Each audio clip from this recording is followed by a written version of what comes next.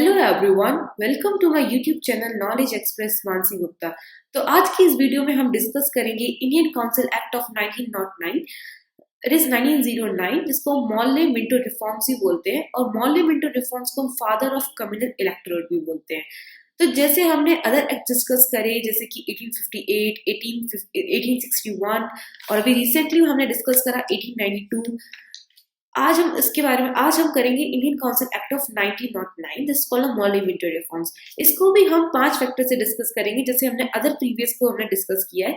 Background जानेंगे उसका, उसके बाद में हम उसका एडमिनिस्ट्रेशन के बारे में डिस्कस करेंगे। Then we will talk about the provincial legislature, central legislature, उसके बाद उसके असेसमेंट के बारे में बात करेंगे।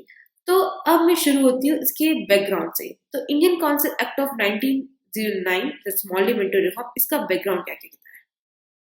तो उसके बैकग्राउंड के बारे में बात करें तो हमको पता है इन ईयर 1906 में क्या हुआ था कि ब्रिटेन में लिबरल पार्टी पावर में आई थी और इंडिया में मुस्लिम लीग का फॉर्मेशन हुआ था। तो अब जब लिबरल पार्टी पावर में आई ब्रिटेन में, तो इंडिया ने क्या एक्सपेक्ट किया कि now British government will give more power on the political, will give more power और give more political freedom to Indians. ऐसा इंडियंस ने ऐसा सोचा था कि जब लिबरल पार्टी ब्रिटेन में पावर में आई तो उनको ज्यादा फ्रीडम मिल जाएगी पॉलिटिकल अफेयर्स में।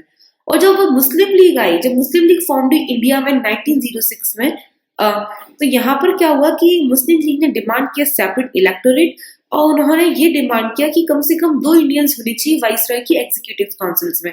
अभी तक 5 वाइसरॉय की एग्जीक्यूटिव काउंसिल्स में 5 मेंबर्स थे, लेकिन वो इंडियंस नहीं थे। अलग अलग पोर्टफोलियोज में, अलग अलग डिपार्टमेंट में, कोई लॉ में, कोई रेवेन्यू में, कोई पब्लिक वर्क में, कोई मिलिट्री लॉज में। लेकिन यहाँ पर क्या हुआ कि उस 5 एग्जीक्यूटिव वाइसरॉय की एग्जीक्यूटिव काउंसिल्स में से जो 5 मेंबर में से 2 मेंबर, एक जो होता है, एक जो मुस्लिम होना चाहिए और एक किसी अदर कम्युनिटी का होना चाहिए। तो इस तरीके से 1906 में 2 चीजें आई, लिबरल पार्टी और मुस्लिम लीग, और दोनों ने अपनी अपनी डिमांड्स रखी।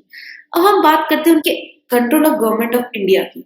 तो control of government of India अगर हम देखें तो अभी भी कंट्रोल किसके हाथ में? सेक्रेटरी ऑफ स्टेट के हाथ में, who is a member of a cabinet और who is directly responsible to the British parliament, और वो ब्रिटेन में रह के इंडिया की एडमिनिस्ट्रेशन को, चीजों को संभालता है as a agent of the viceroy की मदद से, और वाइसरॉय जो कि इंडिया में रहता है। तो ये तो control of government of India, जो कि अभी तक पिछले सारे एक्ट में सेम ही चला जा रहा है कि अभी तक वो सेक्रेटरी ऑफ स्टेट के हाथ में ही है। अब हम बात करेंगे एडमिनिस्ट्रेशन की। तो एडमिनिस्ट्रेशन का ऐसा है कि now Indians are also allowed to join the viceroy executive councils according to the Muslim demand. अभी हम बैकग्राउंड की बात पर अगर आपको रिमेंबर कर सकते हो, ऊपर मैंने बोला था कि मुस्लिम लीग भी 1906 में फॉर्म हुई थी।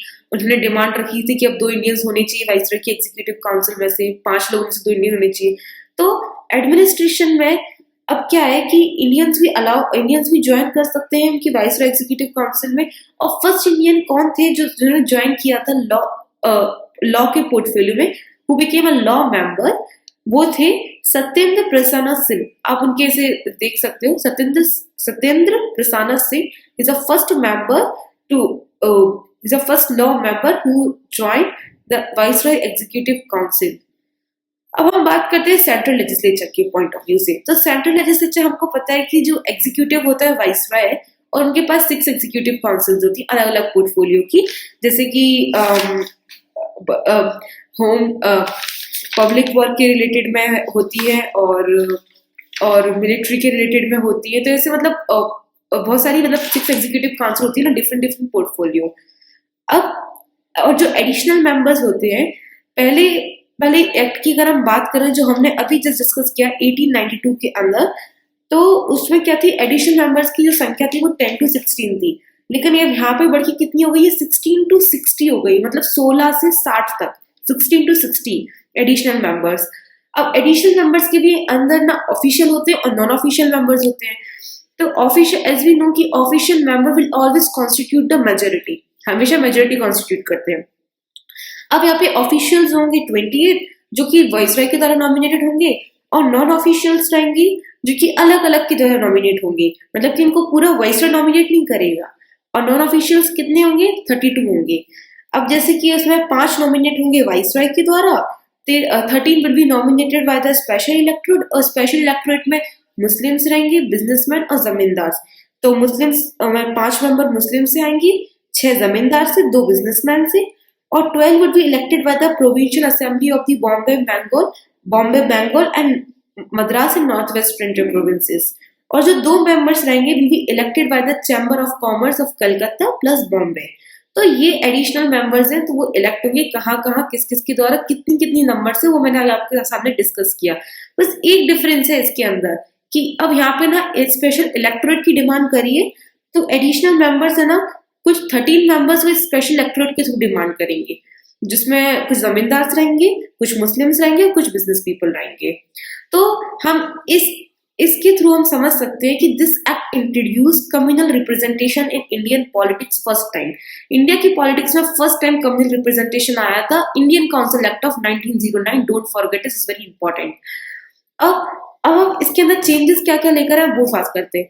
तो चेंजेस इसके अंदर discussion related to finance not allowed, जो चेंजेस अभी तक नहीं आए थे वो सारे चेंजेस इस एक्ट के थ्रू आ गए हैं। हम फाइनेंस से डिस्कशन कर सकते हैं, voting on finance is allowed थी, सप्लीमेंट्री क्वेश्चंस हम पूछ सकते हैं उनसे, और एडिशनल मेंबर्स थे, now they are also allowed to question on the executive councils, वही कुछ वाइसरॉय से क्वेश्चंस कर सकते हैं। तो these were the changes which they have brought it through this act, Indian Council Act of 1909, which is also called as a Monument reforms। Now provincial legislature की बात करेंगे। अभी तक हमने देखा provincial legislature अभी तक 5 places पे था, Madras, Bombay, Bengal, north west of frontier provinces और पंजाब। लेकिन इस एक्ट के थ्रू 7 प्लेसेस पे now they have added Burma और आसाम, इनमें भी अपना प्रोविंशियल लेजिस्लेचर होगा। तो एडिशनल मेंबर्स भी इसमें बढ़ा दिए गए थे, इंडियंस का पार्टिसिपेशन प्रोविंशियल लेजिस्लेचर में भी बढ़ गया था। अब 50 मेंबर्स जो थे वो कहाँ से इलेक्ट होके आएंगे, मद्रास, बॉम्बे, बैंगलोर और यूनाइटेड प्रोविंस से, और 30 मेंबर्स थे वो इलेक्ट होके आएंगे पंजाब, बुर्मा और आसाम से। तो जिसके कारण हम कह सकते हैं कि नॉन ऑफिशियल मेंबर्स ही अब मेजोरिटी को कॉन्स्टिट्यूट कर सकते हैं। और हमको पता ही है एडिशनल मेंबर्स तो इंक्रीज हो ही रहे थे, and they were showing the representations also, because some are elected by the university, some are elected by the district board, some are elected by the municipality, some are elected as zamindars, और some would be elected by the chamber of the commerce।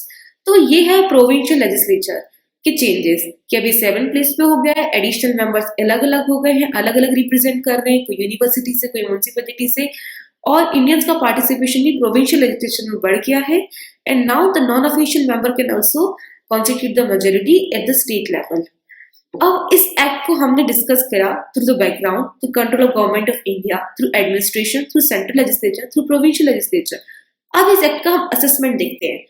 तो इस assessment देखने तो हम क्या बोल सकते हैं कि this act introduce first time the communal representation in the Indian politics. First, क्योंकि मुस्लिम लीग फॉर्म हुई थी 1906 में, जिसने कम्युनल रिप्रेजेंटेशन और सेपरेट इलेक्टोरेट की डिमांड कर दी थी। तो पहला तो ये हो गया point. Second, increase the Indian participation in the provincial legislature, specially at the provincial level. Participation state level पे बढ़ गया था, ज्यादा से ज्यादा लोग बढ़ गए थे, इलेक्ट हो रहे थे, और एडिशनल मेंबर्स बढ़ गए थे, और now they are electing not only from the 5 places, अब 7 प्लेसेस से भी इलेक्ट हो रहे थे, आसाम और बुर्मा भी ऐड हो गया था उसके अंदर। And the third one is elected Indians also enable to debate budgetary and complementary matters and take resolutions. जो इलेक्टेड इंडियंस थे, now they can also take participate in the budgetary decision. ऐसा कि मैंने आपको बोला कि now discussion on the finance are allowed and the voting on the finance bill are also allowed through this act. तो ये था इंडियन काउंसिल एक्ट ऑफ 1909 का पूरा असेसमेंट जो मैंने अभी आपको बताया। If you guys have any query related to this topic, just type in a comment box. Thank you.